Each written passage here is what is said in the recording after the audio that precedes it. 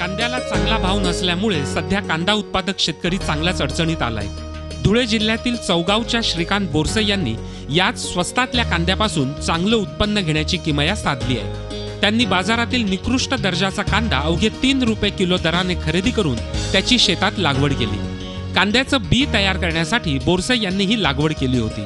अवघ्या 45 दिवसात बोरसे यांना या लागवडीतून एकरी 1.25 लाखाचं उत्पन्न मिळालं। लागवडीचा 25,000 रुपये खर्च वजा जाता त्यांना 1 लाखाची कमाई झाली। एक तुकडे 15 गुंठाचे दिलं ते 50,000 त्याला खर्च आला, दोघी मिळून 20,000 रुपये खर्च आला। पूर्ण कांदा पण मजुरी जे लागतं ना पूर्ण शेतीला पूर्ण खर्च वगळता आपल्याला 80,000 रुपये मिळाले।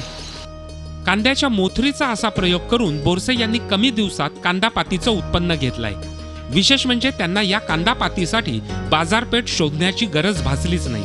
गुजरात राज्यातल्या व्यापाऱ्यानं बांधावर येऊन ही पात खरेदी केली।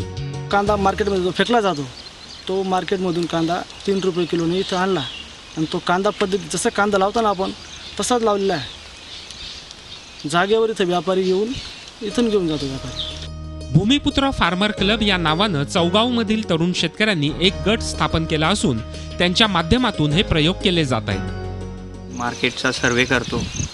सर्वे केल्यानंतर कुठल्या सीजनमध्ये कुठली वस्तू किंवा कुठलं पीक चांगल्या पद्धतीने विकलं जाईल या हिशोबाने आम्ही लागवड करतो।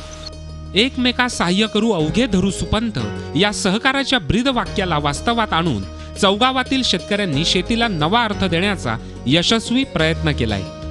इतर गावातील शेतकऱ्यांनी अशाच प्रकारे प्रयोग केल्यास तोट्यातील शेती फायदेशीर होण्यास नक्कीच मदत होणार आहे। प्रशांत परदेशी, झी मीडिया, धुळे।